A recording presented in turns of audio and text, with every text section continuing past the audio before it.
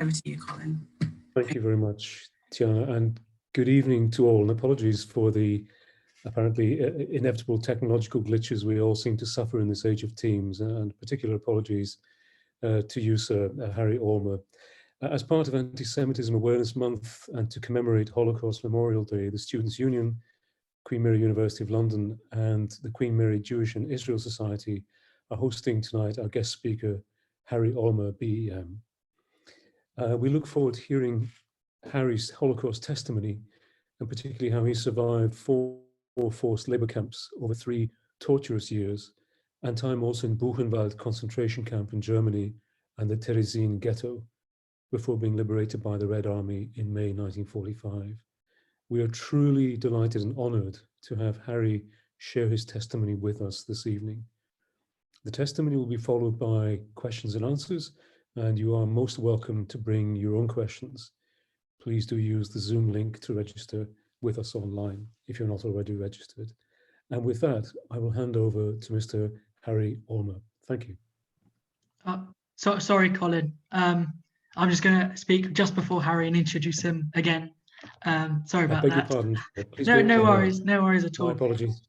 Hi everyone, good evening. My name's Joel Azulay and I'm the president of the Jewish and Israel Society at Queen Mary. It means so much to all of us that you've taken the time to be here this evening. This January, it has been Anti-Semitism Awareness Month at QM. Anti-Semitism is known around the world as the world's oldest hatred. It did not just develop in the early 20th century, and it didn't go away with the fall of the Nazis. It can be traced back to medieval times, and today Jewish people still face it. In a recent study, 60% of Jewish people said they would hide symbols of their religion, whether that's a kippah, a skull cap, or a Star of David necklace, because they are worried about someone making an anti-Semitic comment or even attacking them. I have attended both a Jewish primary and secondary school where security is taken very seriously, with high gates and security guards. When attending synagogue, the Jewish house of prayer, you walk past security guards with stab-proof vests on. These are just 2 examples of Jewish people having to, what they have to go to both feel safe and be safe. Even as a society on campus, we have to take extra measures when planning events to make sure our fellow students are safe. The most extreme form of anti-Semitism in the last 100 years was the Holocaust, or in Hebrew, the Shoah. And it was the attempt by the Nazis and their collaborators to murder all the Jews of Europe. It began with the Jewish people being labelled as traitors after the German failings in the First World War, and this spread to the Jews being labelled as cockroaches and their shops being boycotted. This came to a head on the night of broken glass, Kristallnacht, on the 9th of November 1938. Synagogues were set on fire and Jewish shops were looted. In the days that followed, thousands of Jews were rounded up. As the Nazis gained further control of Europe, more Jews were forced into ghettos, where many died of starvation and disease. Others were rounded up and killed. In 1942, the Nazis implemented the final solution. Jews and other minority groups were sent in cattle cars to concentration or extermination camps, such as Auschwitz, Treblinka, Sobibor, and Bergen-Belsen, to name just a few. Once they arrived at the camps, many were led straight to their deaths in the showers. These were not showers, they were in fact gas chambers. Those sent to the right lived, destined to be used for as long as they were deemed useful. Over 10 million people lost their lives, 6 million of those were Jews. I visited the sites of the concentration camps in Auschwitz and Majdanek in our sixth form trip in 2018. And it makes you pause and think about what went on inside those walls and how hard people tried to make sure they could survive so one day they could once again see the outside. We are fortunate to have survivors of the Holocaust who can give us first-hand testimony of what they went through. This is important because we need to hear from them, and it's our duty to listen, learn, and carry their stories forward. We should be the light in the darkness. This evening, we are honoured to have Harry Olmer, a Holocaust survivor, who has kindly given up his time to address us and share his testimony. I would now like to pass over to Harry. Well, I'll start at the beginning.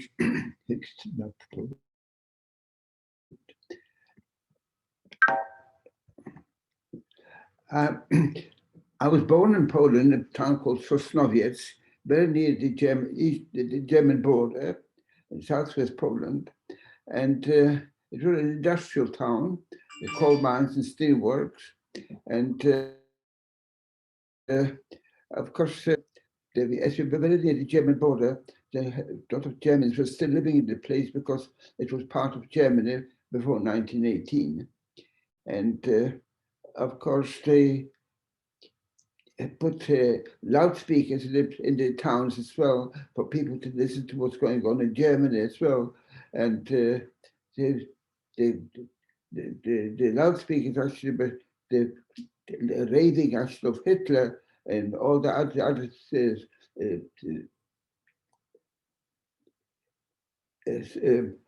officials there as well. You could hear everywhere in the town. People not only but they listen to the Germans actually branding the Jews as criminals or even worse as well, but they supported the Polish people actually. They were supporting actually the Germans as well, as far as the Jews were concerned. They themselves were also subjected to the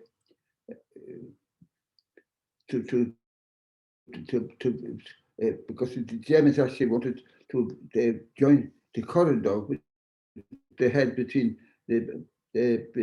Russia and East Prussia, because it was isolated, because the Polish government had access to the Baltic Sea, and they wanted to annex this as well. Anyway, that's how it was actually, because we were a family of 8. I had 6 siblings. I had 2 older sisters. I had an older brother, myself, and the 2 younger sisters as well.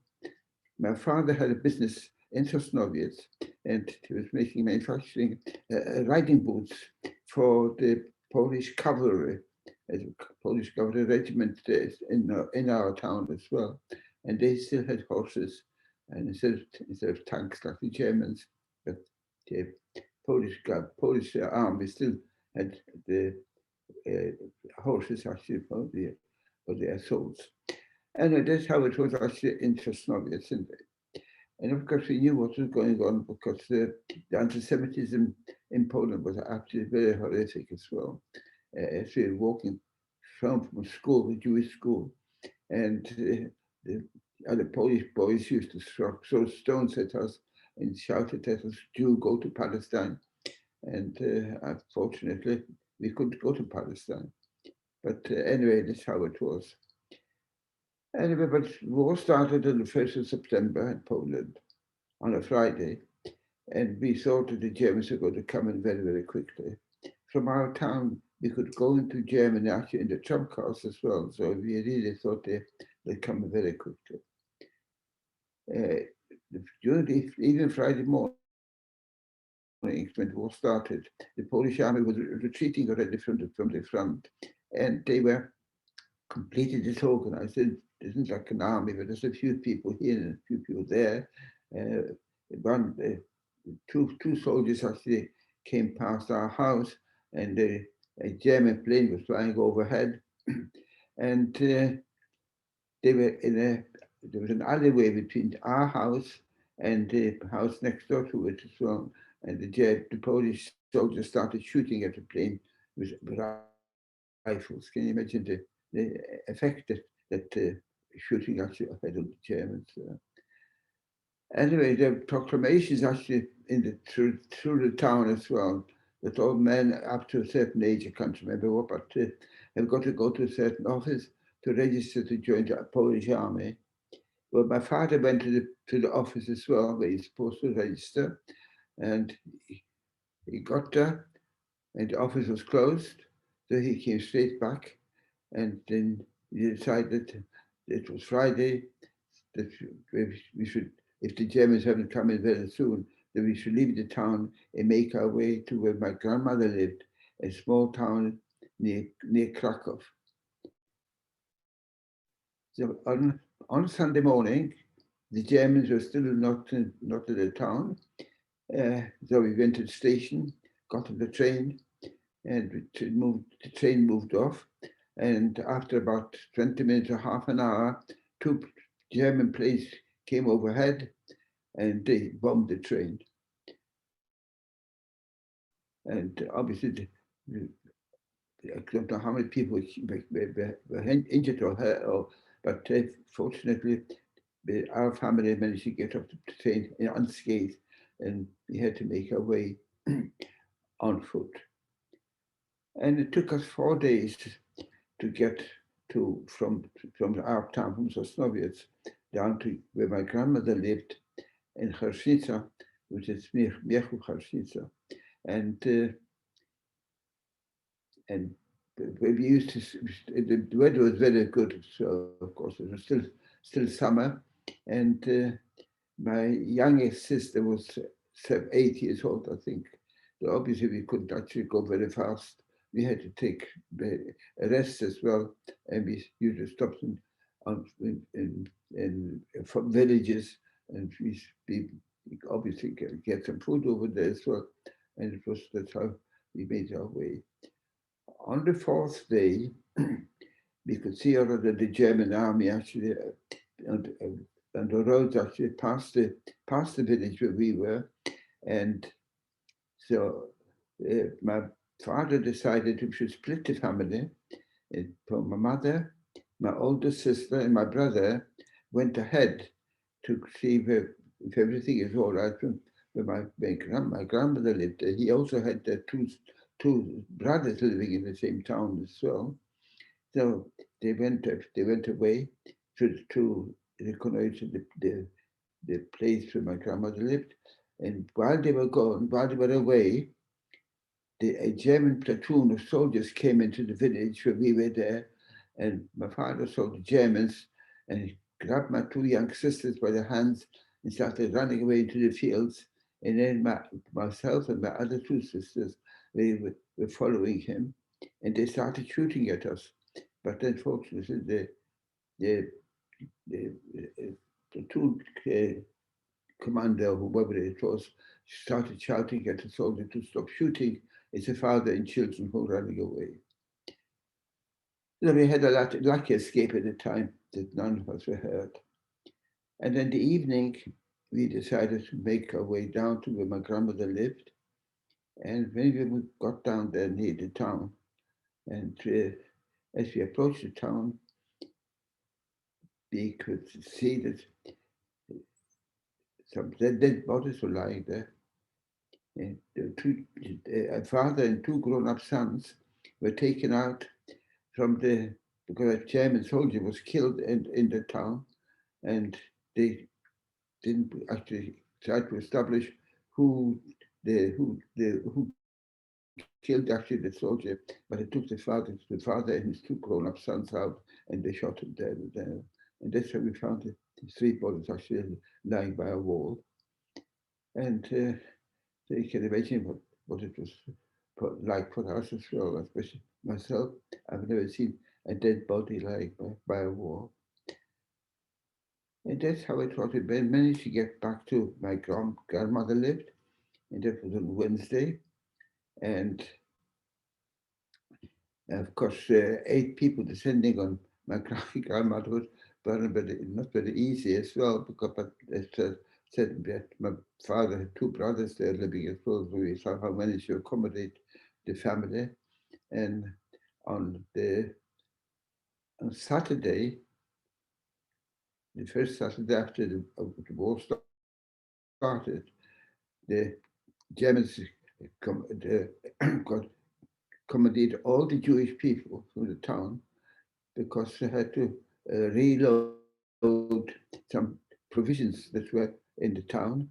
There were in the town there was 2 railway lines: the main railway line, and there was a narrow gauge railway line as well, which was plying between the various villages, actually collecting all the goods from the villages as well, and they brought them into town, into Kharsnitsa, where we were there, and they left them there in the warehouses for the people, for them to be sent out to various areas to where they were ordered.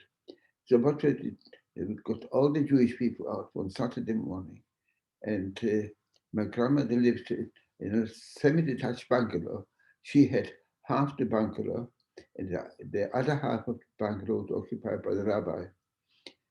And of course, we took the rabbi out as well, and his 2 grown-up sons as well, to start working on transferring all the goods from the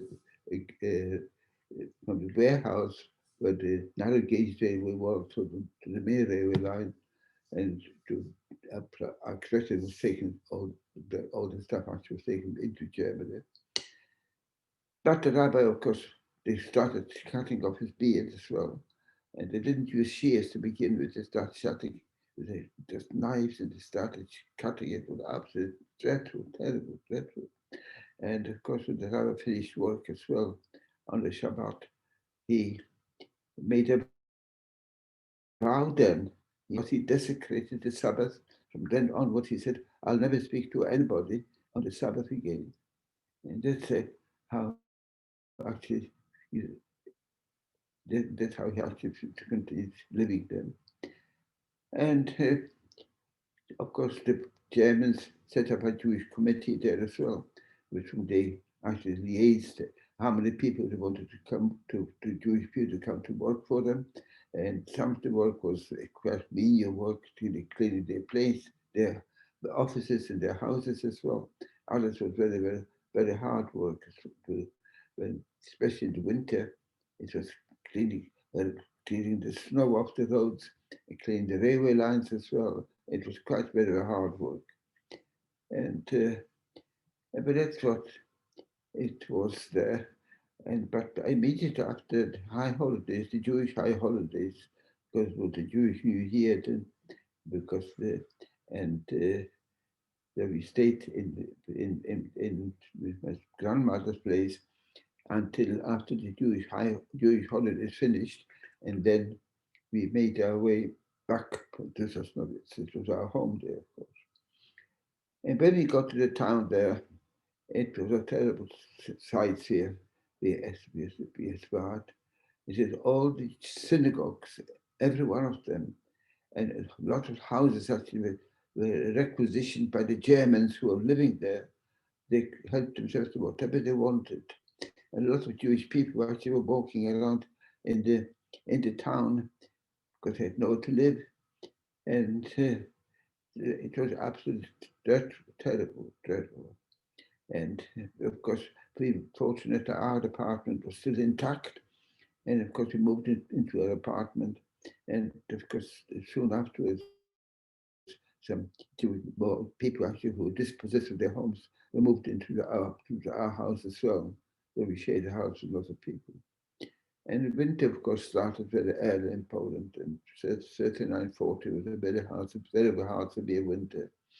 And of course, all our homes, all our houses in Poland, in Czechoslovakia, in Poland actually, were heated by coal.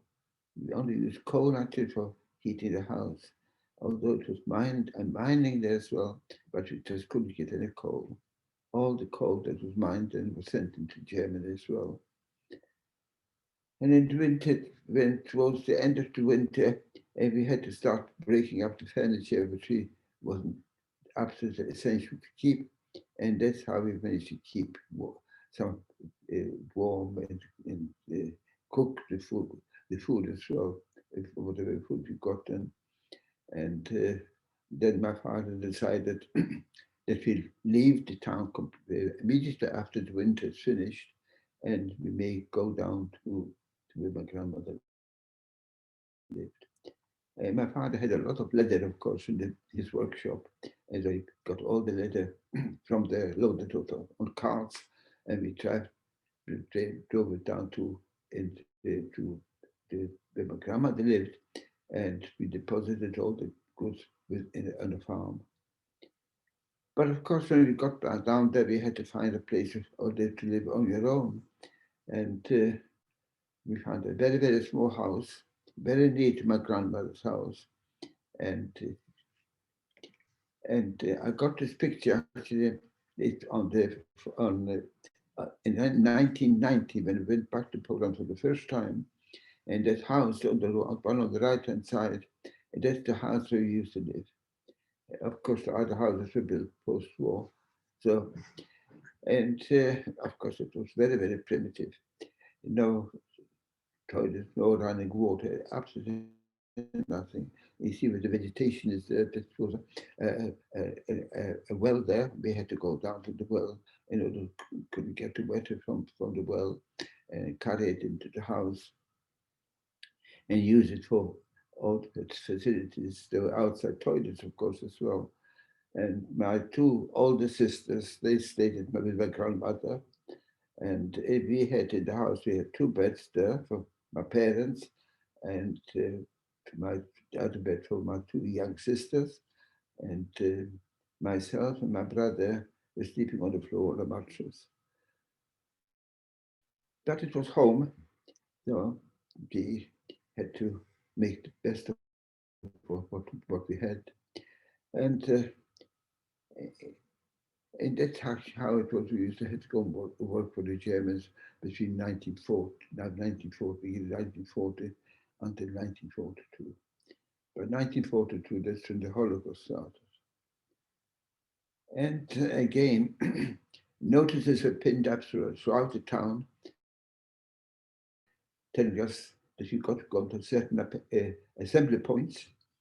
And we were allowed to take one small suitcase, take us whatever food we had with us as well, and take it with us when we go down to the assembly point. And directly opposite our house, there was another house with a man, and he actually was in the Russian army, because the Russians were there as well. And because he used to tell stories about the Russian army. And so we just waiting actually to make our way to the assembly point. And then we saw that a German soldier came into the square, because the well was in the square, and he was standing there and seeing the Jewish people actually leaving the place in order to go down to the assembly points. And he could see the man carrying a bucket of water into his house, because his wife was blind, so he knew he's not going to go anywhere.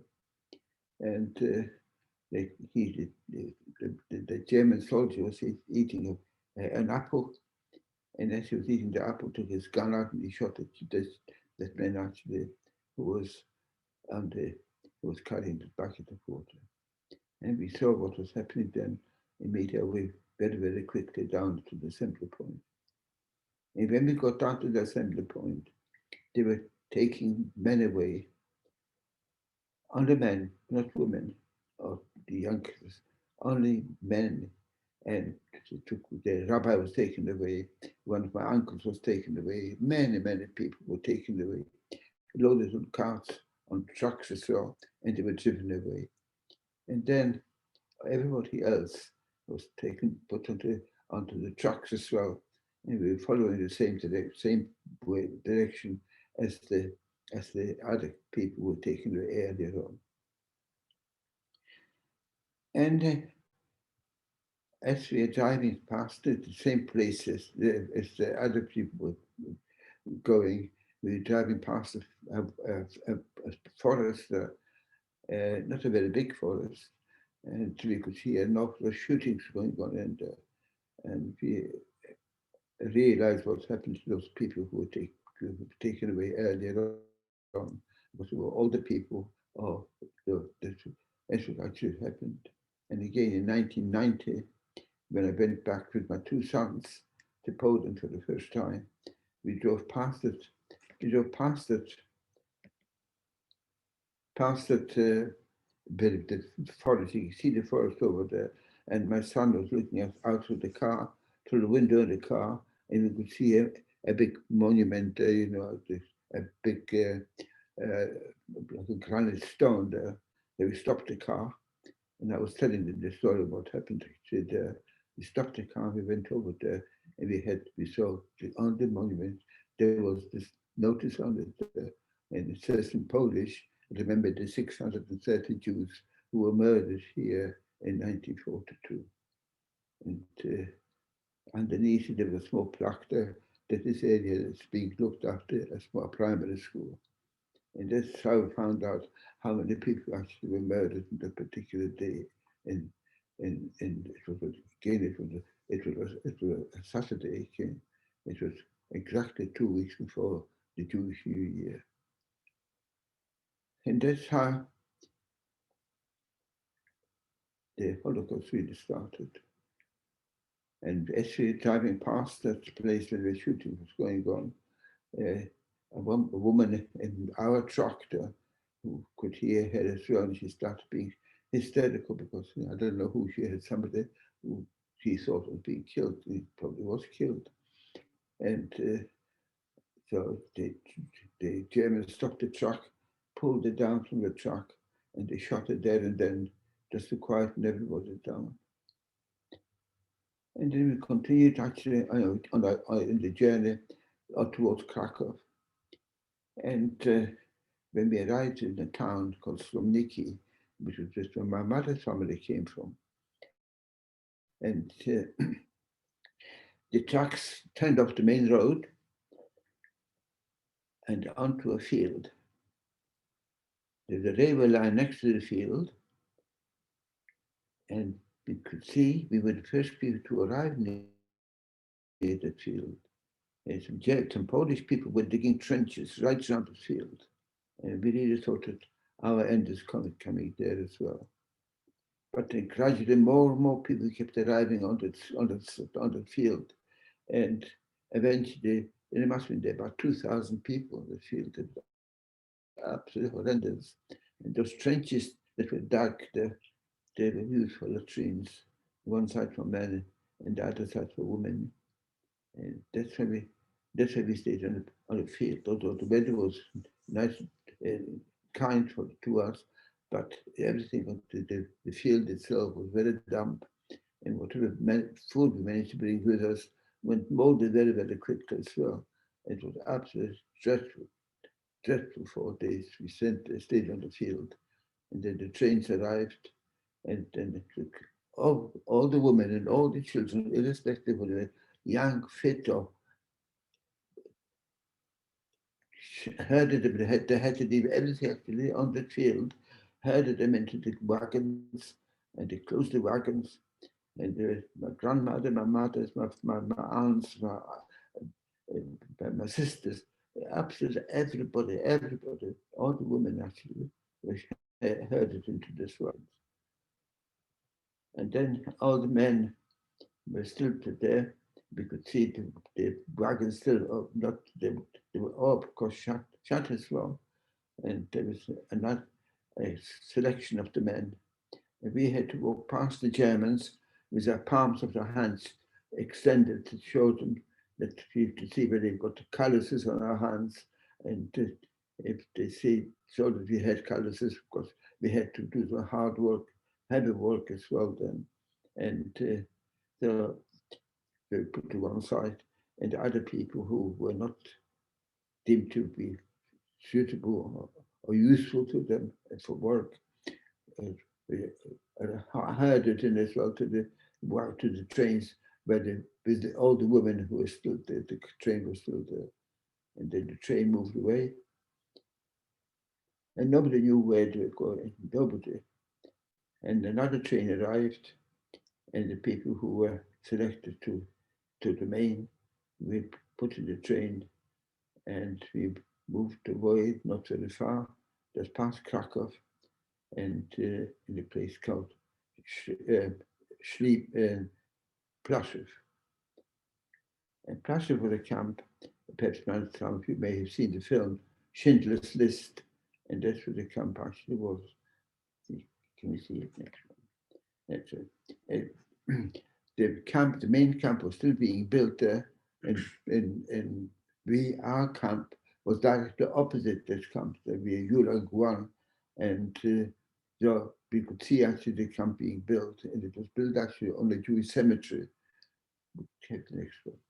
And you can see the terraces actually where the graves were. That's what the camp was being built. And that's usually part of this. This was Plaszew. And the work that we did, I did actually as well, was building a railway embankment. We had to walk from our camp and to a junction with a railway, and they built another railway embankment there. And it was built by the contractors, Hochtief, there's the big sign there, and the big multinational company is still working here, even this country as well now.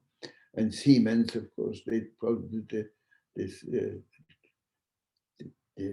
electrical work there. And so that's the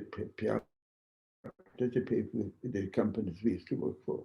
And of course, there were no bulldozers in those days. Everything had to be done by carting the soil away from one place to another in order to construct as we were on.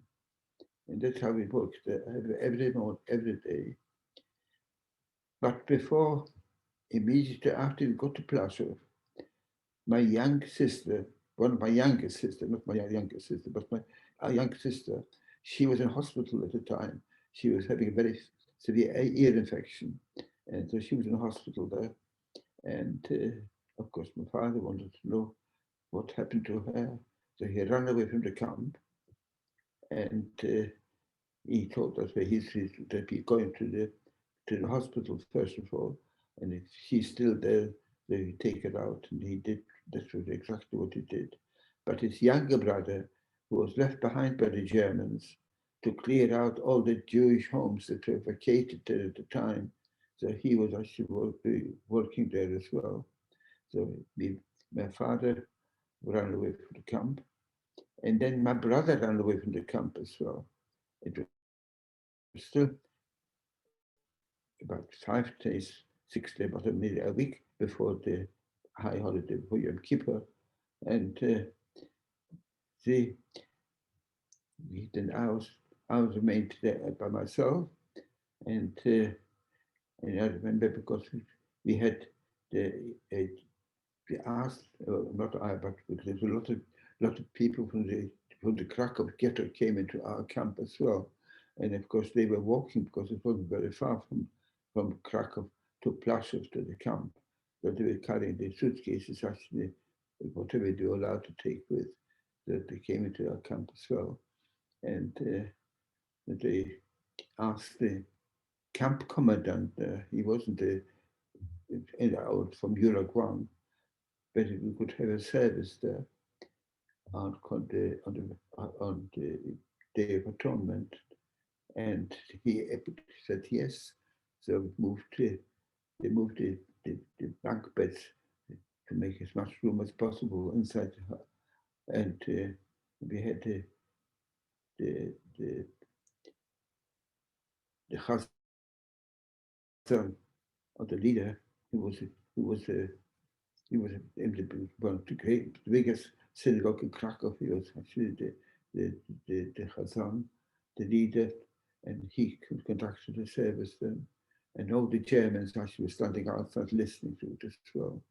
And when I tell people that we had the community service in Plaszow, they can't believe it. But it's exactly what happened there.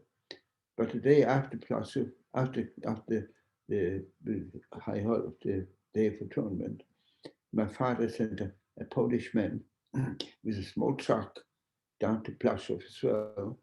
And he told them that I'll be walking where I was working. And he said, so he went there, and I was walking back from work together with all the other people, and of course with some Germans as well, but maybe not very observed at the time. And he just walked parallel with the group who was coming from the work, and he called out my name. So I looked around to see who it was, and he walked up to me, took my hand, and we walked away. So very lucky escape then. So very lucky. Took me away and went back to Auschwitz, where my father was. My sister was there as well, and my brother was there, and my uncle, of course, he was there as well. My father's youngest brother. And that's how we were there, because we moved back to my uncle's house, and we used to go to the farms to get some food. And one day, my brother went out to get some food as well. And while we were in the farm, we could hear that the Germans had rounded up quite a lot of people, Jewish people actually, and managed to run away from the camp because it was very not terribly organized yet. And they rounded everybody up. So we stayed on the farm all day. And in the evening, first my brother left, and a half an hour later I left as well in order to make my way back home. But we were both of us were picked up. We were picked up and they put us in a small jail to begin with, stayed overnight there, and the following morning I was sent back to Plaszow, and I never did. And I didn't see my brother where he was sent to. He didn't go, they didn't send to the same place. And that was actually, it was still September, and it was absolutely terrible, dreadful. The conditions in the camp deteriorated an awful lot as well. The food was dreadful. Everybody got exactly the same food. We got a lump of bread in the evening. There was no night shift, just we were working on the day shift. And we in a bowl of cabbage soup, and that's the only food actually we got to last us for 24 hours. And but the sleeping accommodations was absolutely terrible. We didn't have any bunk beds then. All we had was 3-tier platforms where we sat lying next to one another. And I was lying next to a man as well from Krakow as well. And he was part of the Krakow Opera House as well. He was, because he was leader of he was a Chazan as well, for the synagogue as well. And he was just singing very quietly to himself arias from various operas, and just to keep himself to get himself to sleep. But I was lying next to him as well, and he was infected with lice and bed bugs. It was absolutely terrible, dreadful. And in the middle of the night, I just couldn't bear it any longer being eaten by those vermin. I got off the platform and I made my way across the square, what's called a Appellplatz, to the Shah, switched the light on, and of course, when the Germans saw the lights coming on in the middle of the night, they came rushing into the camp as well. And of course, as soon as the Germans walked in, the Jewish policemen who looked after the people in the camp as well, they followed them immediately as well. And the Germans always had 2 Alsatian dogs with them, and they burst open into the shower room. I really thought the Germans will let the dogs loose on me, but unfortunately they held them back, and the German turned around to the people who were following them, and they said, "Das ist Sauberkeit, that is cleanliness," and they walked out. And that was a very narrow escape as well that I had the particular night. And soon afterwards, of course, the typhus epidemic broke out there as well. And I was taken ill as well with the typhus. And one of the huts was used as a hospital. There was no hospital because there was no medication there at all. The only thing we had was plenty of water just to keep us hydrated. And then one day, actually one morning, I had a letter from I had 3 cousins in this camp there as well. They sent me a note to get dressed and sit by the window. And when the Jewish doctor came in and saw me dressed by the window, sitting there, he asked me why I'm dressed. So I showed him the note from my cousins, and he let me sit there. And then I had in the evening had another letter sent in that I can get undressed and get back on the bed. And apparently the Germans had a meeting then to see whether they should take all the people who were infected with the typhus, take out and eliminate just to stop the spreading of the infection. But they managed to be persuaded that the infection is subsiding, and that's how it was. And we stayed in that camp for a year. After 1 year, everybody in the camp was closed. The camp was closed, and we were sent to another camp in the middle of Poland, in Skarżysko Kamienna, and it was a terrible, dreadful place. It's impossible to describe it actually. There were 3 factories there, A, B, and C. I was sent to factory C, and as the truck arrived outside the gates of the factory C, everything in our mouths tasting very, very bitter, very bitter. We looked through the gates and we could see everything in the camp was yellow. The trees, the grass, everything. The people are yellow, everybody. And they're walking around there. The people with skeletons practically already then. There's no, and then I was taken, assigned into a hut, which was directly opposite the washroom. And when I got in there, I asked the people there, what's the terrible smell in there? And they pointed to a big box standing next to the washroom.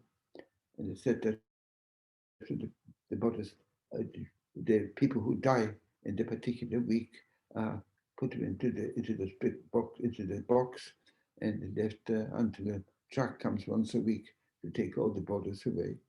You can imagine the smell actually there from the putrefying bodies. It was absolutely impossible to describe it. There's no washroom there. All we had was like a big trough and taps attached to the trough, and that's the only water actually we had for washing or for drinking. That's the only water. There's no showers, absolutely nothing there at all. It was absolutely terrible. We were working day shift, 1 week day shift, another week night shift, and I was put to work on the big crane as well, where we're filling up the empty shells for mines and for sea mines as well. And if you spilled a drop of the big crane, it sets on very hard, very quickly on your clothes. So if there were any empty bags that emptied the chemicals, we used to put it over our clothes to preserve the clothes, whatever we were wearing. But the worst thing is the shoes as well. They had some people had. I still had my shoes from the place where we arrived actually in Plaszow, and even they became very, very, very worn already as well. But some people had no soles on their shoes at all, and so people went out and went to look at the empty trains when they arrived down with the empty shells to the factory to be filled with explosives. They could see those hydraulic tubes between one wagon and another. So they cut those tubes off, split them open, and then nailed them onto their feet, onto their shoes. And of course, the trains moved away without realizing that the hydraulic brakes were broken off. So the Germans came running into the town, and they examined the shoes, and 3 of the boys who were in our town, our hut, they were taken out as well. And there were 5 people altogether who were hung, and they were hanging there for 24 hours. The people who were the day shift, the night shift, you could see actually what happened as well to them as well. And the food was even worse though. Again, it was the usual cabbage soup at night. But the lump of bread that we got there was terribly, very, very heavy. And apparently the flour was mixed with sawdust. And that's how kind of bread actually we had then. It was impossible to describe. And except as a book actually was written after the war, of course, from somebody who wasn't in Skarżysko in Berkshire, and he's named it was a thesis which was printed out afterwards. It says, "Death comes in yellow," and that's describing actually because the people were just walking around with skeletons. And if the Germans saw people who haven't gone to work, who were supposed to go to work, they just took them into the forest and they shot them. And that's how it was used to call it the frying pan. They used to take them into the frying pan. And then one night, the people who were on night shift were taken out from the huts as well, because the trains couldn't get through with the empty shells from factory A, from factory 1, or A rather. And so we had to make our way into the storage spaces up to where we got the empty shells, and we used to carry them down from the storage spaces into the factory to be filled with the explosives. And some of the shells are very, very heavy ones as well, because not only did they have the match, the picrine, but they had the trottle as well, all kinds of munitions that they used as well then. And in the morning, we were supposed to go back to work, to the normal work.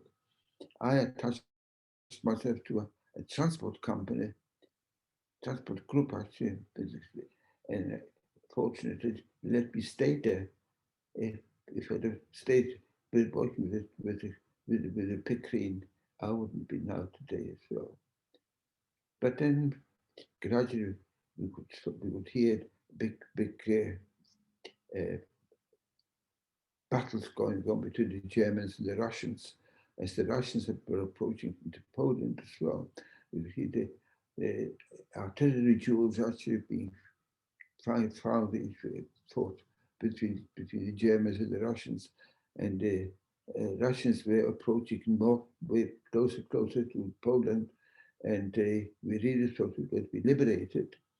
But the offensive there by the Russians stopped just outside Warsaw, and they evacuated half the camp, and I continued staying there actually in this camp as well. But the conditions there were absolutely terrible. The selections every morning, whenever we came back from work, or on the evening as well, when we got back from work as well, to the night shift, the day shift, the Germans used to walk around looking at each other, looking at us, not at each other, looking at us backwards and forwards. Oh, sometimes we had to stand there actually for hours when they kept coming and going, moving, taking people out. And if they didn't like anybody, they just took them out and sent them up to the forest as well, to be eliminated. And there's one man standing next to me. He was a bit older than myself. He spoke German, beautiful German as well. And he started pleading with them. Actually, we got out when we called out, and that he's strong, he can be. And he was strong, no doubt about it. But he just took the gun out there and shot him there and then, because he was actually pleading with them to let him live. And that's how it was. Eventually, the camp closed completely, and we were sent to Buchenwald.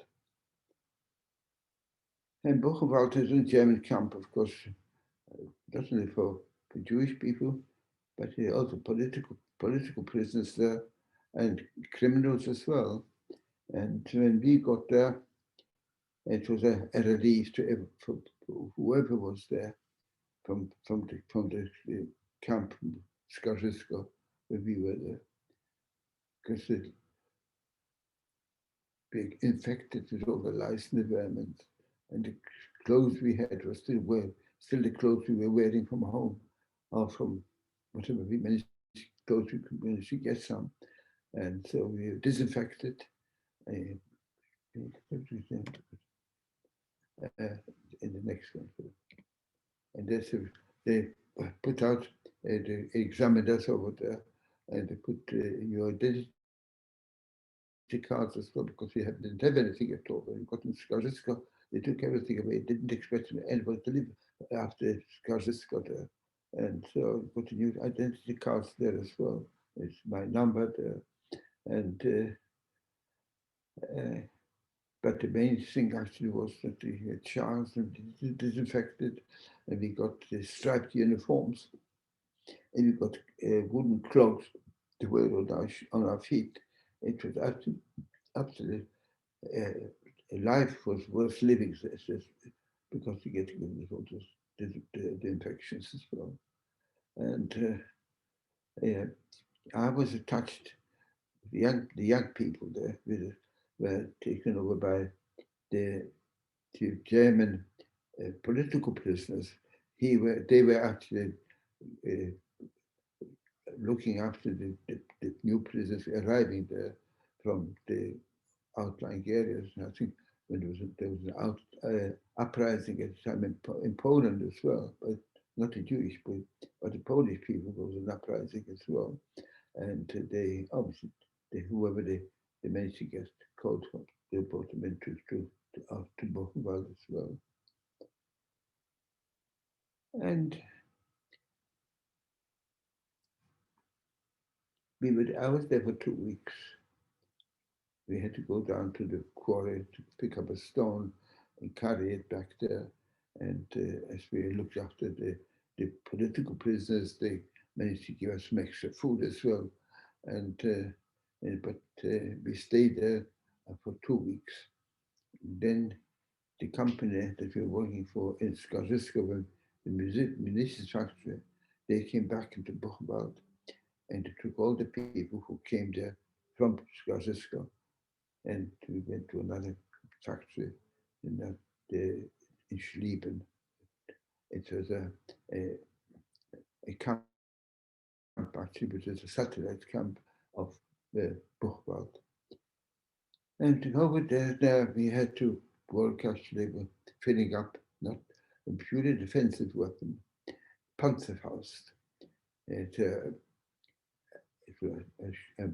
to fill the projectile that was fixed onto like a bazooka and a pipe, and the pipe they had to go very, very close to the tank, and when it touched it, you can see that's the type of bomb we used to fill up with explosives, and it was they could only go they can only go as far as about 60 meters from the tank before they could actually destroy the tank, and that's how it was. This once the tanks we had, the bombs that we had to fill.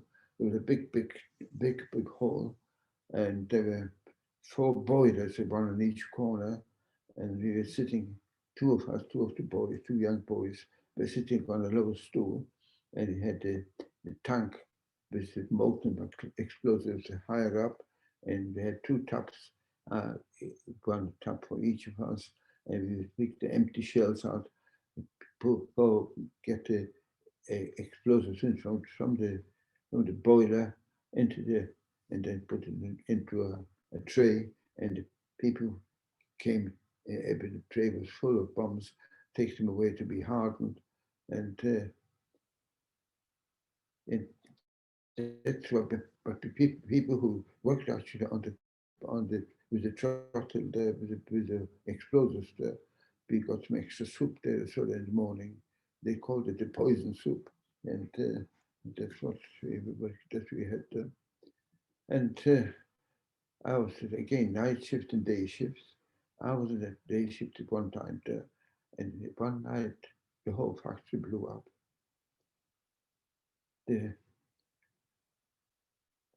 I don't think you can imagine actually what a factory with full of explosives everywhere blew up.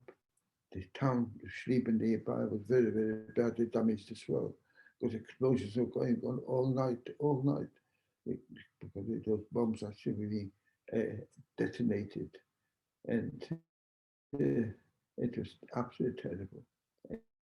In the morning, even our camp was about 2 kilometers away. It was very badly damaged as well. Even the barbed wire fencing actually was ripped apart by those explosives, and they managed to run out onto the field just to shelter from those explosions, and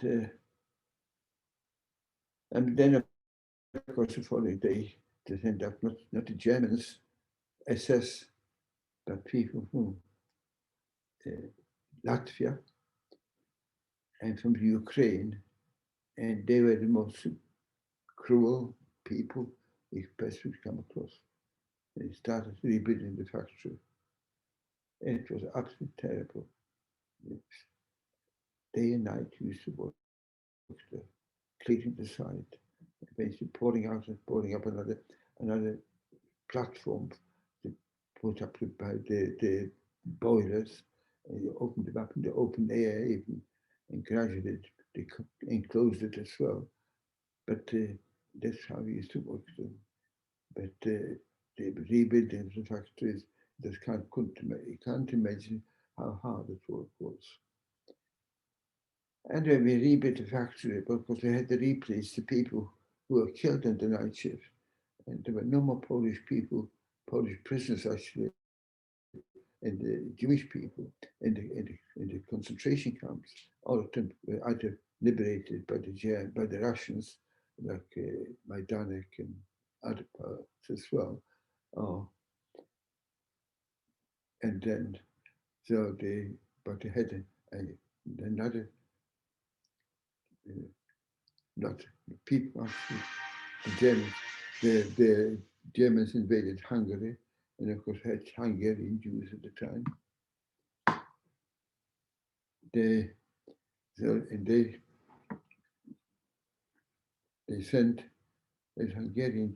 the Hungarian Jews and sent them to Hazak to replace the people who were killed in the factory. And that's how we worked it. The night shifts, of course, were much easier then, because we were, how much time have we got? Yeah. Night shifts were very easy now, because the German plane, the American planes flying overnight over the bombing missions, and then the British planes were flying during the day on similar place as well.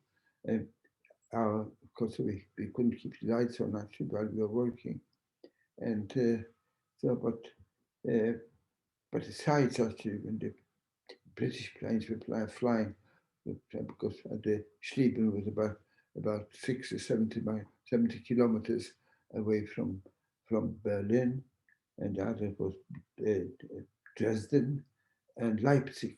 So whenever those three cities actually would be absolute sky was red with the fires and all and that's how we had to keep the lights up, of course, so night shifts were very easy.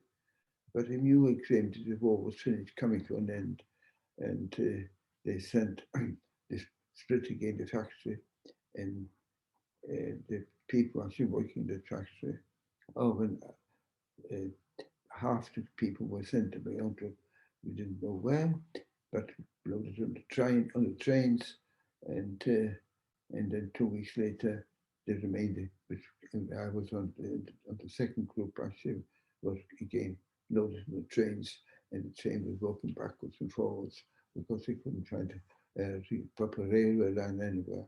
Eventually, we managed to near the Czech border. We were there. There was a big railway junction there, and a lot of trains were parked on the junction, on the railway junctions, and we had somebody found out that the train was parked next to ours. Actually had some provisions there. We got off the train into the other train, and I got into a wagon full of oats. So I tied my trousers at the bottom there, put the oats into my trousers, out the pockets, and then eventually the train moved off again, and we landed in today's restaurant.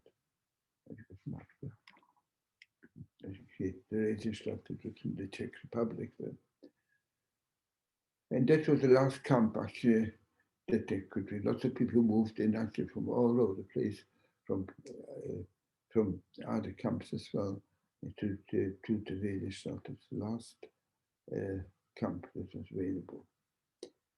And I managed to find this friend with whom I was working actually, and a similar boy there as well, and the same boy there actually as I was, and he was sitting there on the ground there, just starving like anybody else, and of course I had the oats with me on the trousers as well, so everybody had the utensils, had a tin plate and a tin mug.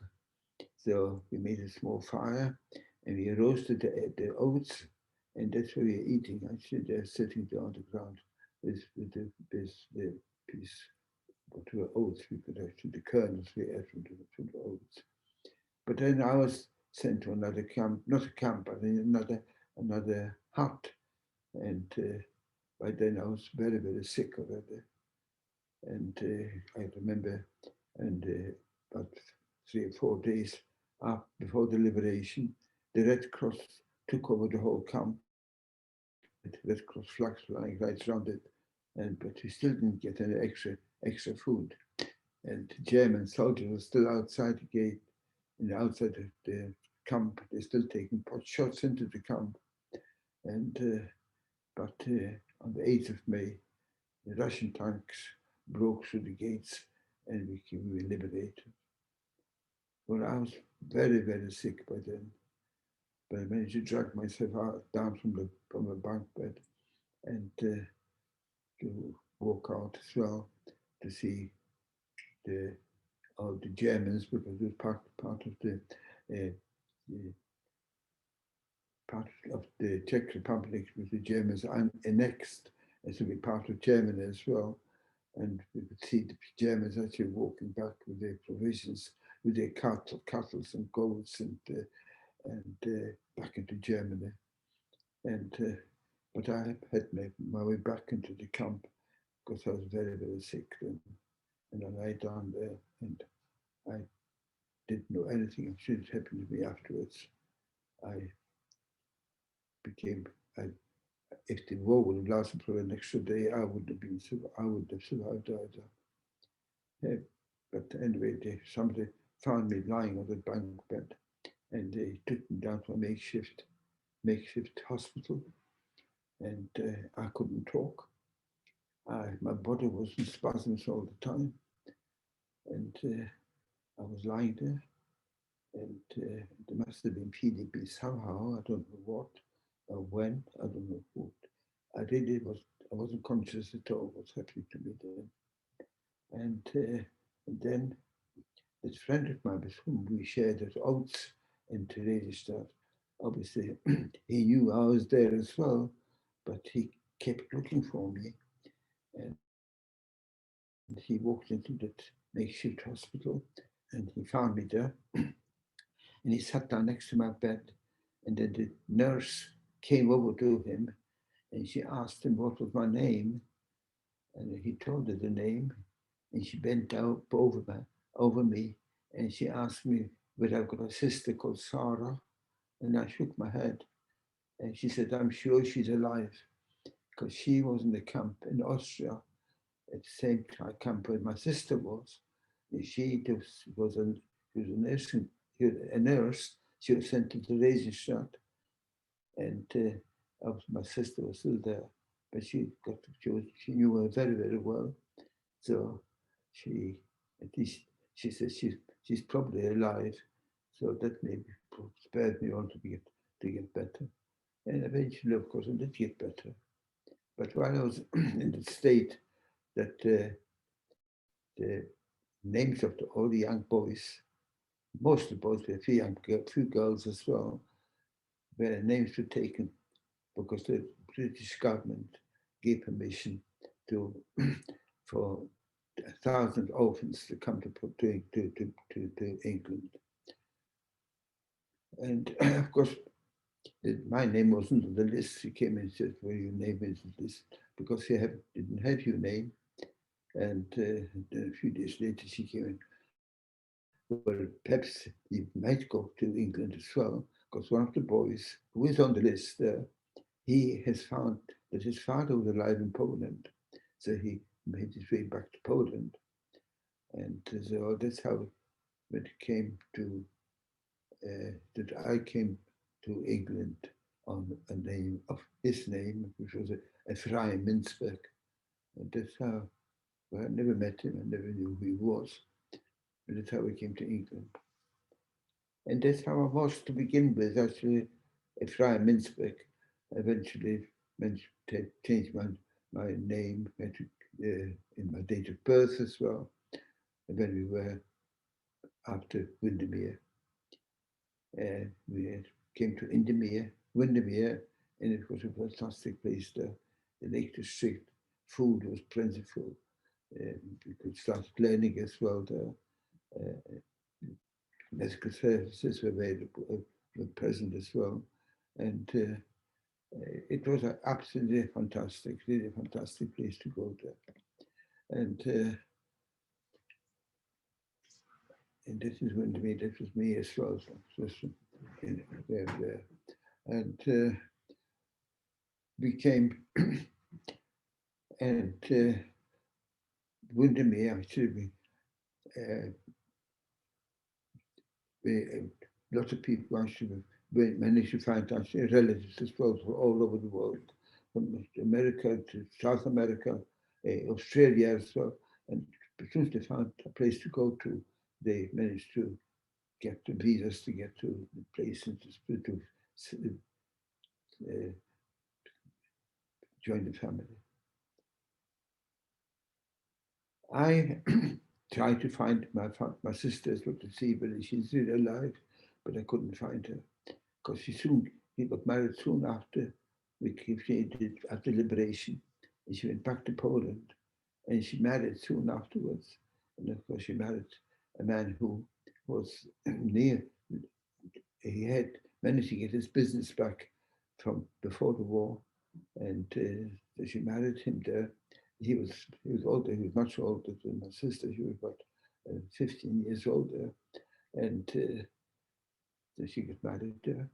And of course, she changed her name because the Red Cross couldn't find her. No, the Jewish committee actually couldn't find her either. Eventually, we managed to find her in 1946. Then that I got a letter from her that my brother is alive as well. He came back to Poland as well, but he didn't want to stay in Poland afterwards. He stayed for about 2 months, or maybe 3 months, and then he went back to the DP camp in Germany. And that's how it was actually when in Scotland, in Windermere.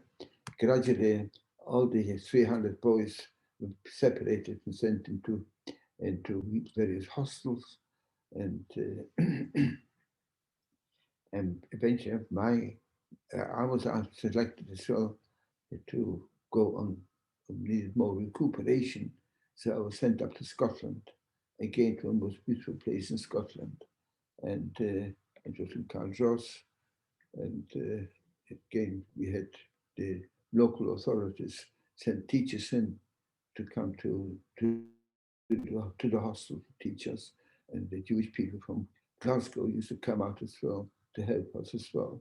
And it was in Cardross. It was a beautiful place, absolutely fantastic. We had a manor house, and we got extra, because we were recuperation, we got extra food as well there. And it really was a very fantastic place as well. And we stayed there for a year, and after a year, we had to go to another hostel in Glasgow itself. They had a hostel there, was not really good at all. There was 7 of us in each room, and fortunately there was a library next to it, and there's a cinema directly opposite the hostel, so we could get we lose each other somehow. So, and we stayed there, eventually we had to start learning a job, take a job in as well. And I decided to become a dental technician. And while I was doing it, then the learning to be a dental technician, I started going to evening classes as well, and started getting an education. And so that's what it was actually. Eventually, I moved out of the hostel. I went to live in Diggs, as a Jewish family as well there, and that's how I was living there. Eventually, by 1948, I managed to get entrance examination to Glasgow University, and 5 years later, I graduated from Glasgow University as a dental surgeon. And that's how it was after 1945. Now, from 1945 to 48, and then it was at Glasgow University. 1950, when it got to first of all, they didn't want to give me a place at university because it was soon after the war and they had many ex-servicemen actually to accommodate as well. So I came down to London and same thing actually was will come back next year. And so I made my way back to Glasgow and to make a decision then because to go to Dundee University or to go to Belfast as well. But I found a letter from the Glasgow University I should come for an interview. And the Turk came to interview and had conditions that I should become a British subject, British citizen. And if I do qualify, I will have to go to the army because the army needs dentists. And I gave them that undertaking, and that's how it started. In the meantime, of course, I wanted to find out about my sister. I haven't seen her since 1941. And by then they left Poland and they went to Israel in 1950. My sister went to Israel in 1950, and she had 2 children by then. And so I went my way at the time because I was offered by the dean of the university, asked me whether I would accept because he has had a request from Bristol University to send a graduate town to do some extra postgraduate work, but I had to tell him I can't accept it because I really want to go and see my sister for the first time. It's the first time I've told anybody that I was a survivor at the time. Anyway, I went back. I graduated on the 4th of July 1953, and in 2 days later, I started work. I took a job on in Reading, and I was working there because the practice where I was working, they had accommodation as well, which was absolutely essential for me as well. And that's how I was working there from July. And by September, I just had managed enough money to make my way to Israel. And that's where I was in Israel in 1953. And I found my sister, of course, she was then, they were living actually in tents as well, because there was no housing at the time. And eventually they moved into a hut. And but I had to go back to England, of course, as I gave this undertaking. And when I came back to here, I wasn't called up until the following March. So I had another month's work as well. In the meantime, I met future wife. I met her in 1954. No, still 1953. That's in December 1953. And we got married in June 1954. And of course, I had to go into the army. Unfortunately, I managed to get married quarters in not in England, of course. For 6 months I was stationed in England, and after 6 months I was posted to Germany, being in charge of an army digital center, and that's so I managed to get accommodation there. And she came out in 1954, and she stayed with me until 1956, when I was finished my national service, and I came back to England, and I opened up my practice then. And I better tell you just a little bit about when I was in Israel. No, I've been back to Poland when I came in 1990 for the first time when I came to Poland. You remember I told you about the place I was, that we were all on a field in 1942. And then the trains moved in, and all the women and all the children and everybody afterwards as well were headed into the trains, and the trains disappeared without any trace of them anywhere else, and all the people, of course. But we knew, of course, after the war finished, what happened to those people.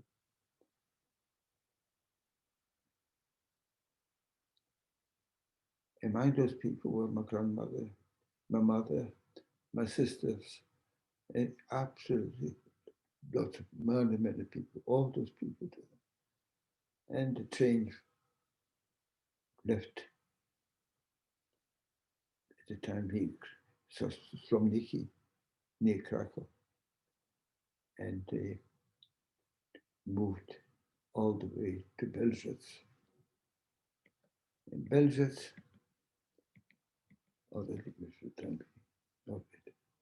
in Belzec was an extermination camp. Of course, nobody knew it was there.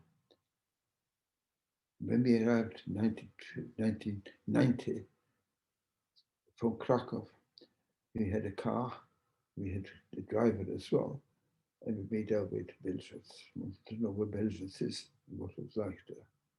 And when we arrived there, we asked people where the camp was, and they wouldn't tell us. And then I saw a derelict railway line. I told the driver to follow the railway line, and it got me actually to the place where the camp actually was. When we got there, it was an empty place. It was people and dogs were running around and digging up bones. And there's a big notice there as well. It says that between December 1942, between February 1942 and December 1942, over 500,000 people were murdered.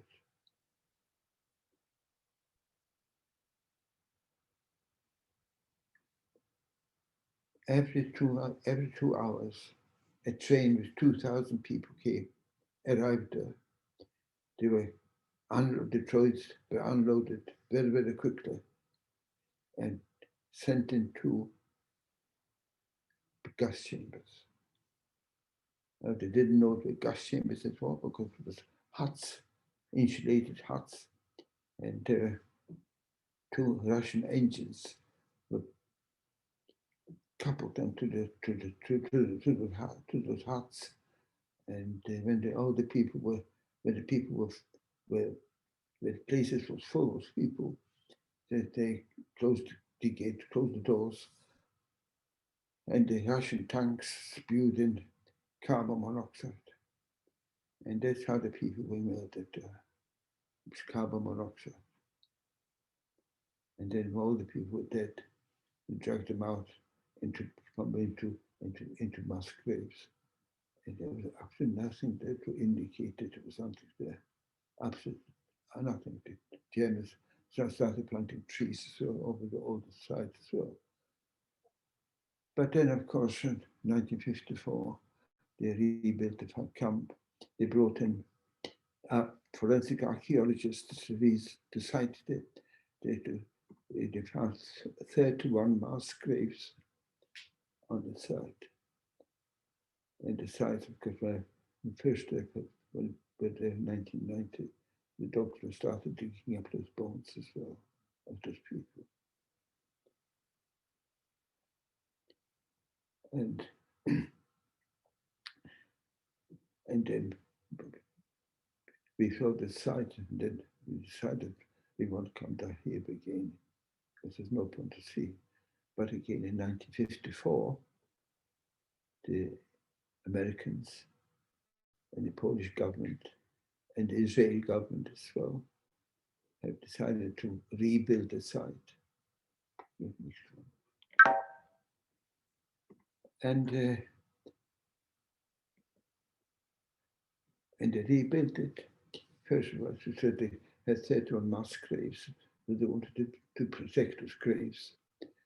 And they put all the clinker from the factory, from the steelworks, and they used to cover it up with those, to secure the graves there.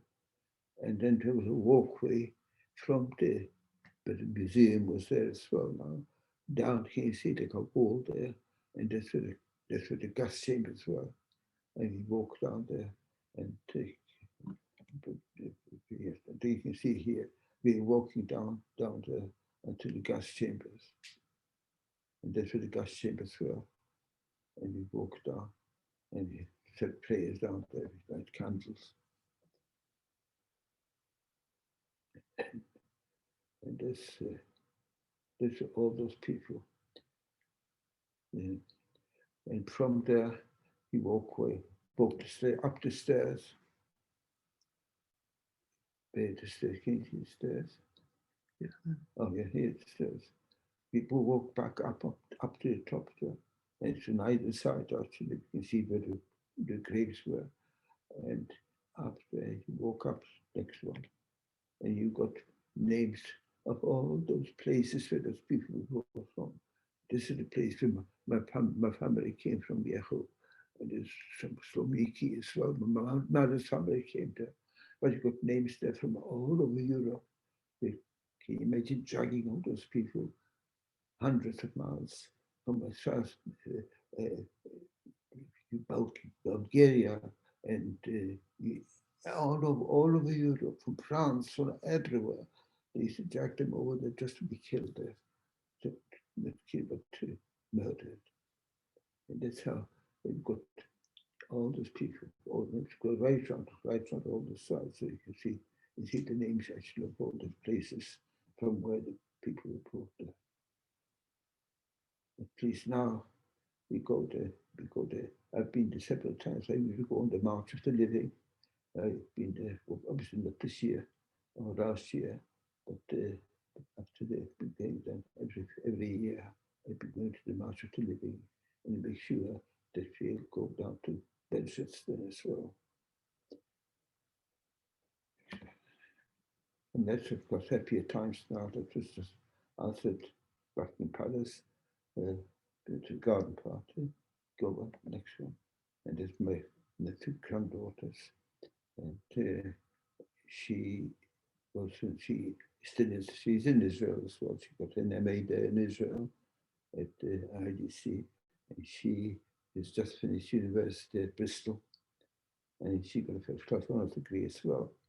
And she's got a job now. Next one. And this is my family. And this is my revenge taking on the Germans, just to make sure that it didn't manage to kill everybody, all the Jewish people. Miles is over here, he's sitting next to me. And there's Miles' parents. So this is my youngest daughter, my young daughter. And he is now 16, no, 18, he's 19 now. He's at Cambridge now, studying math. And my two sons, I've got two sons and two daughters. My two sons are lawyers. And I think I can show you actually that you did manage to survive. The Jewish people have completely negated actually the wish to be destroyed. That's my testimony. Thank you for listening.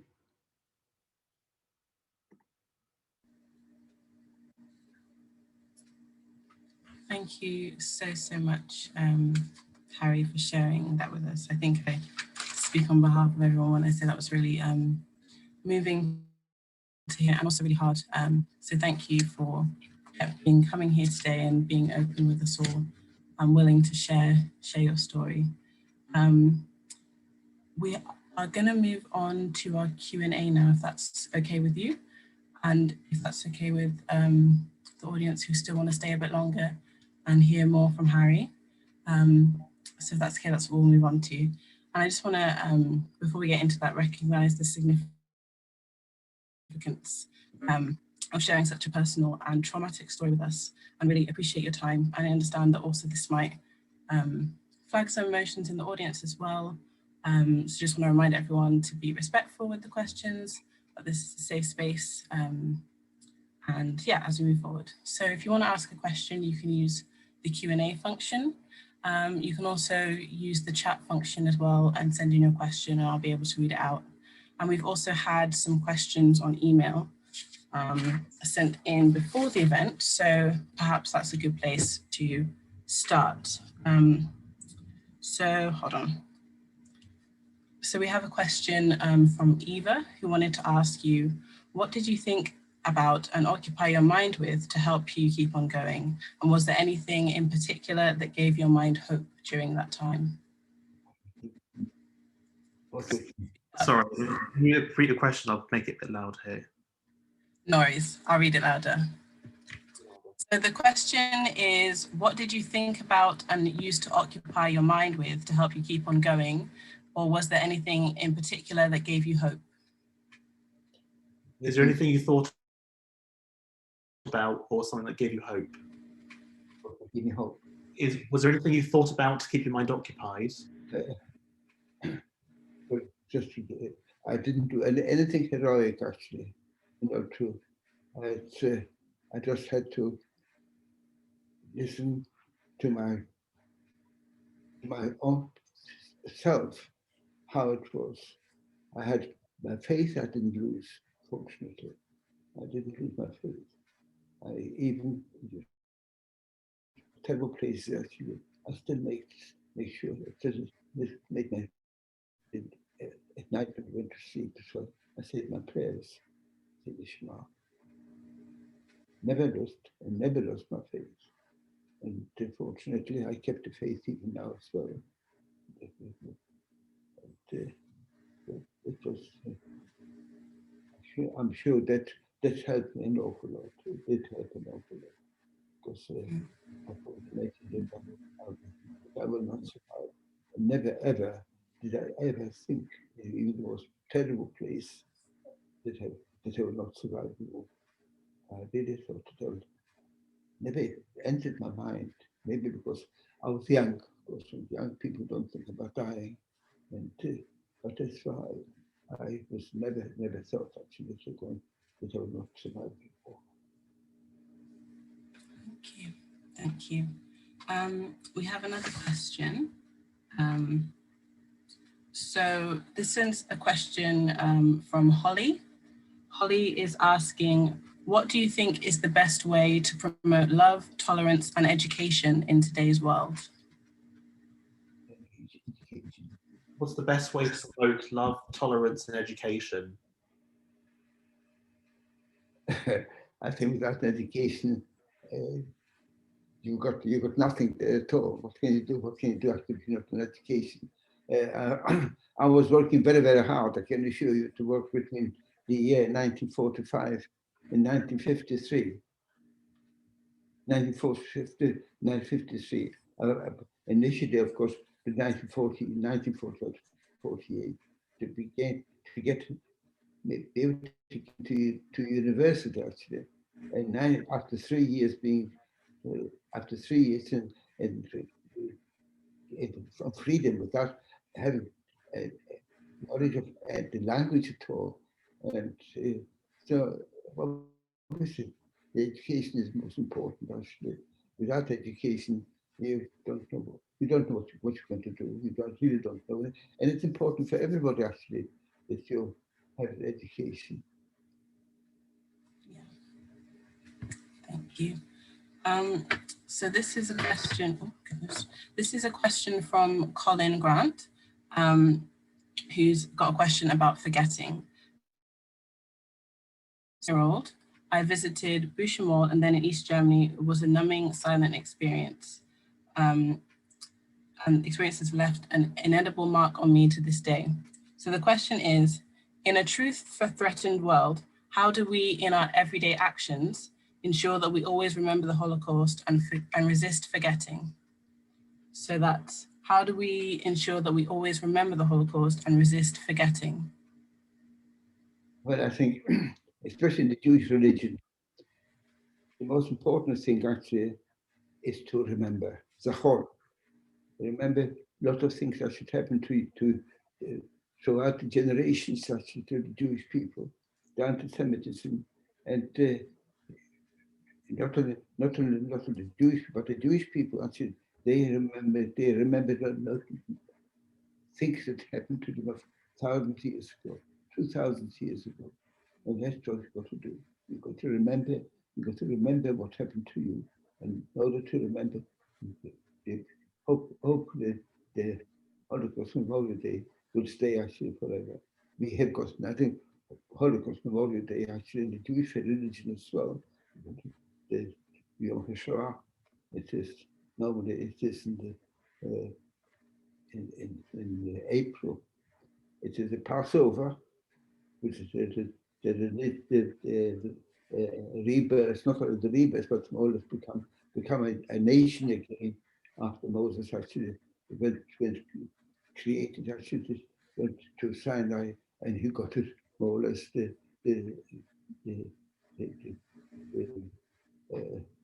constitution of the Jewish people, and that's and then afterwards, of course, we have a lot of people with anti-Semitism, and they're trying to kill these people.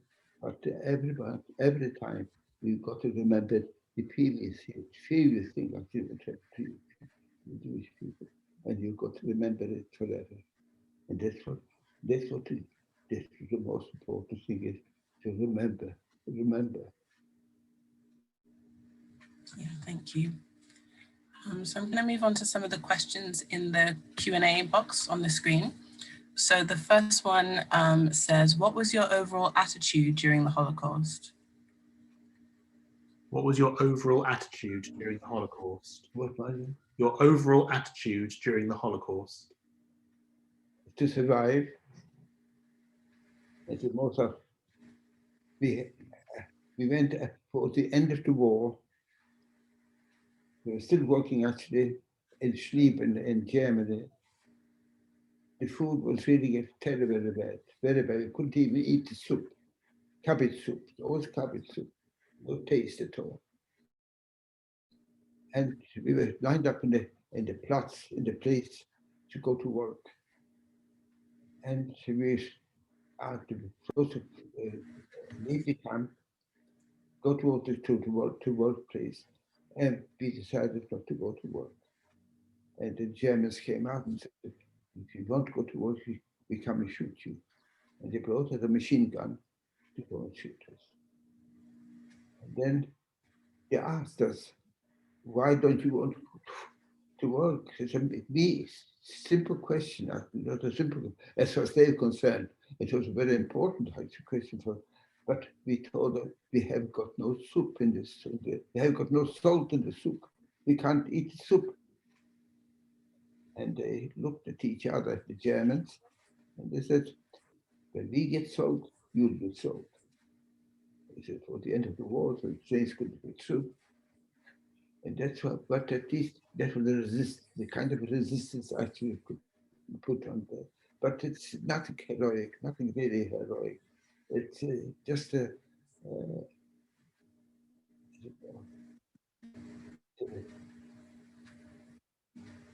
just an expression of hopelessness that we do something.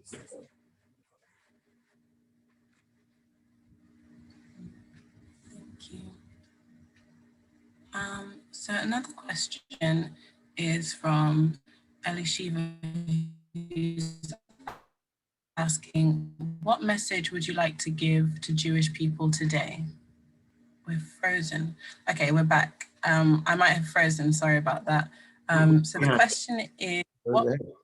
Is it all good? Okay. So as far as the Jewish people are concerned, we've got to remember actually what happened to the Jewish people. The Jewish people are resistant. They overcome their hatefulness. That's not one thing actually they don't have. The Jewish people don't hate. They remember, but they don't hate.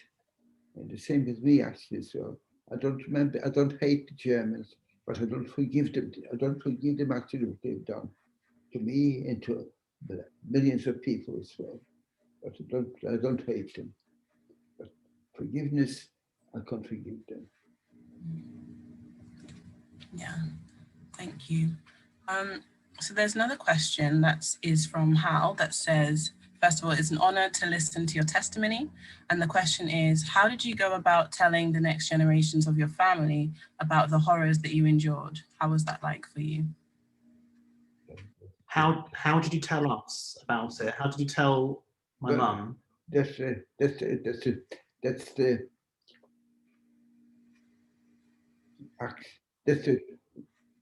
responsibility of any parent actually, to tell the children, tell the children actually who are their offspring and their future, that what happened to them.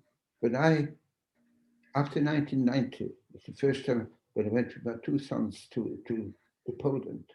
And we only went there because we only wanted to go and see Belzec, not much to see anything else. Although we did see actually all the other camps as well, but it's Belzec we wanted to see, where the people were murdered. Millions of people were murdered. Over there were more than 500,000 people were murdered in those 6 months, 7 months of murder. That's the only thing actually a parent can do. Take them back, show them what happened, and make sure that it doesn't happen again. Definitely, thank you. We'll do a few more questions, and if people are okay to stay till around 8, then is that good with everyone? Is that all right with you, Harry? Are you all right to stay for 15 more minutes? 15 more minutes, you right? Yeah, all right, yes. Cool. Just checking. So we've got a question from Daria that says, thank you so much for this talk, and I'm so grateful to be able to hear your words. And the question is, was it difficult to reintegrate into the free British society after being a prisoner? Not at all. It didn't take long at all to be integrated into British society. As far as I was concerned, the British people gave me life. They gave me an education. They gave me a family. And that's why it didn't take long to integrate at all. Absolutely never. I learned the language very quickly as well. I had to fight in order for the people actually to help me to a certain extent. Because I had the Jewish committee, the World Jewish Relief. It is now just the World Jewish. It used to be what's it called? It was the committee actually who brought us over here. Apparently, the government made sure, the British government, that the people who are being brought over to here, for the 1,000 people who were supposed to come to England, they couldn't find 1,000 orphans at the time. Only about over 700 had managed to get here. That it won't be a burden on the community, and they made sure the Jewish committee, that Central British Fund they called, they managed to had to get £1 million to the British government as a bond that the people who are being brought back will not be a burden on the community. And they weren't. All the people actually who were there, who remained in this country, lots of people actually left the country, of course, as well. And they found the relatives actually all over the world, in America and South America, all over the place. But the people who remained here, they were no burden on the community at all. If anything, they contributed very, very greatly to the community. So the integration, there was no question at all, no question. It's That's great to hear. It's great to hear. So someone wants to know, how old were you when you were in the camps? Well, I was 12 when the war started. Although when the Germans issued new identity cards in 1940, my father said, don't tell the Germans your real date of birth. Tell them you're 2 years older than you are. So since 1927, I told them I was born in 1925. They didn't ask for birth certificates, so they just took our word for it. And that was a saving as well, because if you were under 14, you didn't get any rations, but issued by the rations issued by the Germans. So you worked actually, but you had to make, if you were under 14, you had no rations. So it was most important as well. But as far as I was concerned, at least 14, you could work. And I had calluses on my hands. The selection came later on the field. They decided that I was fit to work as well. So that's how old I was. When the war started, I was 12, but I told the Germans I was 14. When we came to England, it was another point as well. First, what the British government said, only orphans under the age of 16. And then they changed their mind. They said, no, not 16, but 15. But there were no other orphans there at all. For everybody who was 16 became 15. They had no certificates, no identity cards. So they had everybody came here in 1911 in England in 1945. Everybody born 1930. And I was born 1930 as well, but soon afterwards, when I came to England, I wanted to make sure that it changed because my name, I had to change my name as well. And my date of birth, of course, as well. So I managed to change my name and my date of birth as well, the Home Office. Thank you. So both Lida and Luna would like to know, how did you first feel when you were going back to Poland in 1990? What effect did seeing those places again have on you? As I said earlier on, the only place I wanted to go and see is to where my family were murdered. And Jewish religion is an obligation, it's an obligation, but people should go and visit their ancestors' graves as well, especially once a year before the Jewish New Year. People try and go and visit ancestors' graves, and we had no ancestors' grave. The only thing we had was a place of murder, and that's the only thing I wanted to go back and see, where they were murdered. But while we were there, of course, when we were in Krakow, we went to what's called Auschwitz. Sorry? Yeah. No.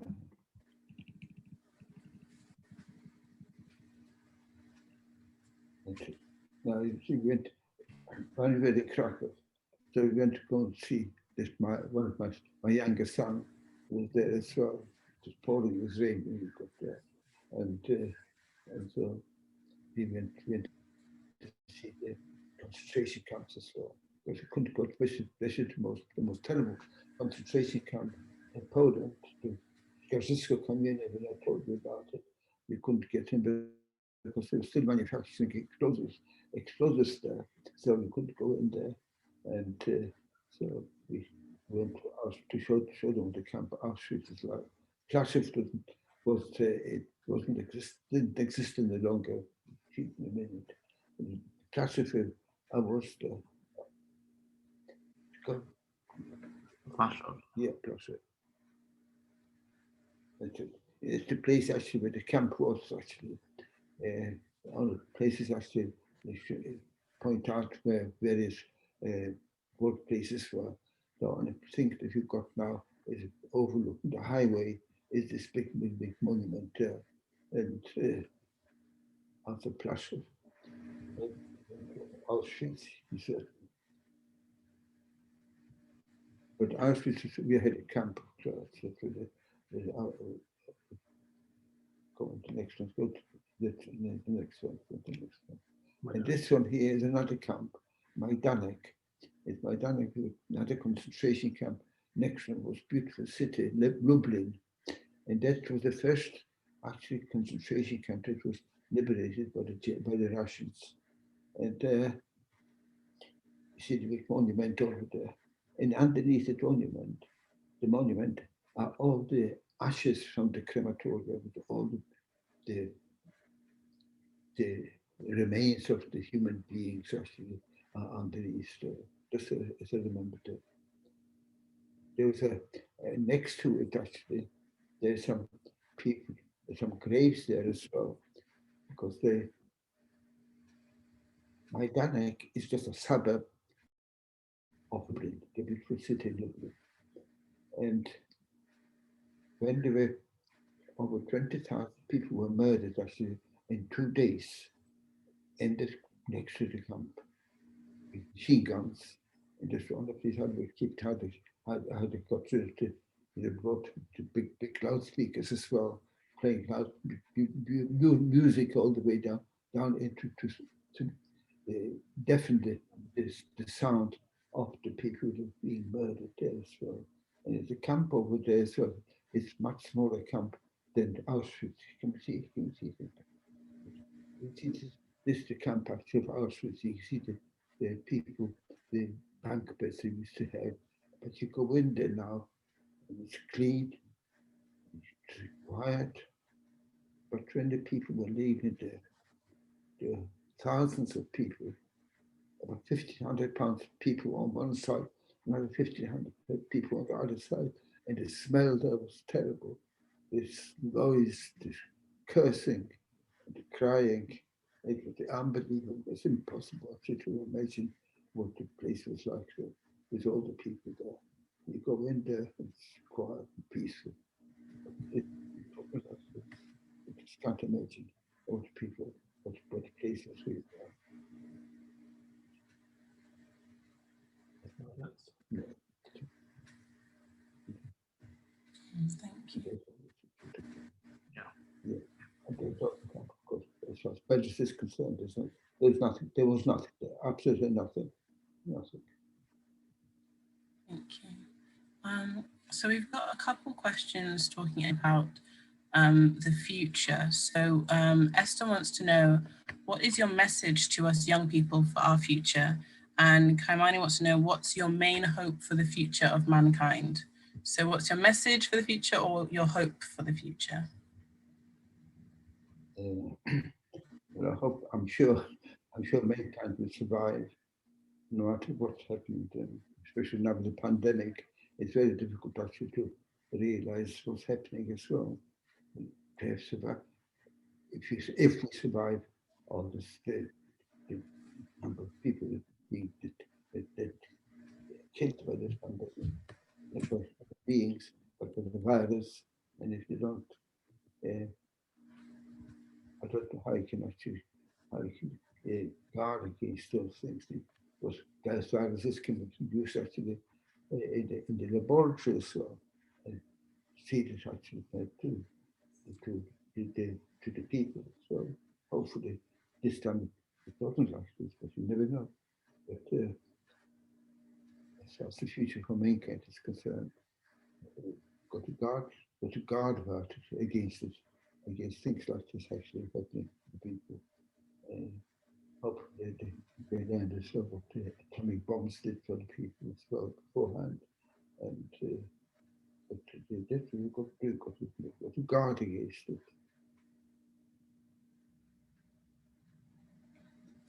Thank you, Harry.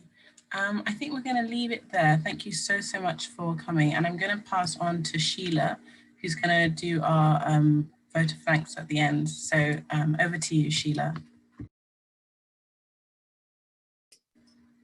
Okay. Thank you very much indeed. Sorry, slightly slow there. I would like to very much take this opportunity to give a vote of thanks to you, Harry. It may be interesting to know that there are 160 people on this call, which I think really demonstrates how much there is in hearing your testimony. And I think, you know, it's wonderful that so many people have joined us this evening. I'd just like to touch upon a few things that you said, Harry, if I may, and then I'll conclude, because I know it's been a very long evening. First of all, I have to say that personally, I found your account so moving and so powerful and so painful, but it was something that really had to be heard. So thank you very much indeed for taking the time to share your story with us. I think some of the things that struck me in what you said was how quickly normal family life was suddenly changed so profoundly. It was really quite shocking how quickly that came about.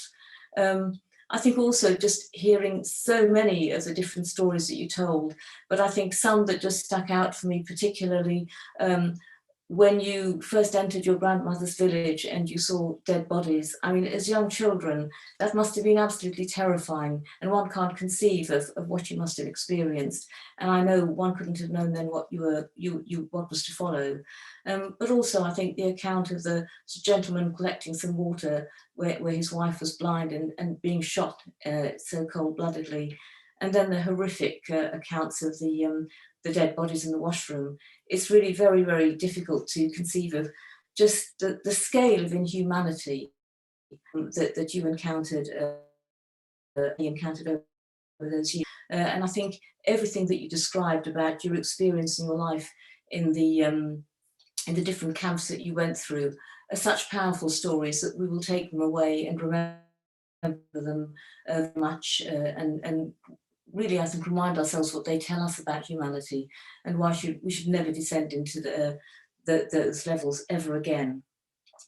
On the positive side, I have to say that I thought your photographs said so much. They spoke volumes. It was so wonderful to see you recuperating in Windermere, as it was wonderful to hear about how you were able to come to this country in the first place. The photograph of you graduating from Glasgow, the photograph of your wedding to Margaret, that was wonderful, very heartwarming indeed, as was you receiving your British Empire Medal. And finally, the photograph of you and your family and your 8 grandchildren. There's nothing more uplifting, and I think the very positive message that you ended about what your legacy will be, and I think that was really encouraging. And just to conclude, for me, I think the important thing is that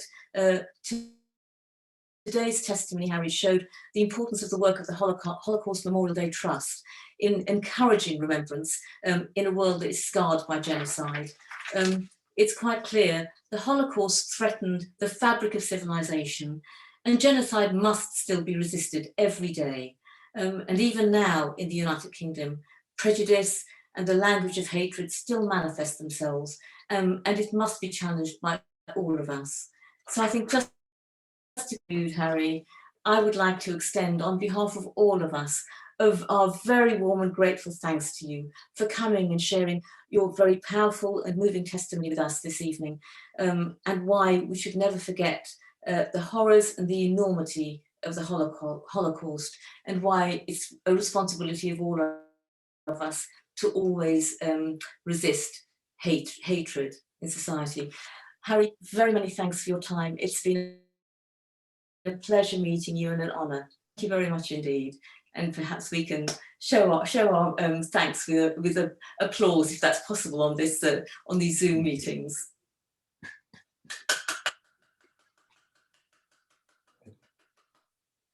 Thank you. Thank you very much. Thank you.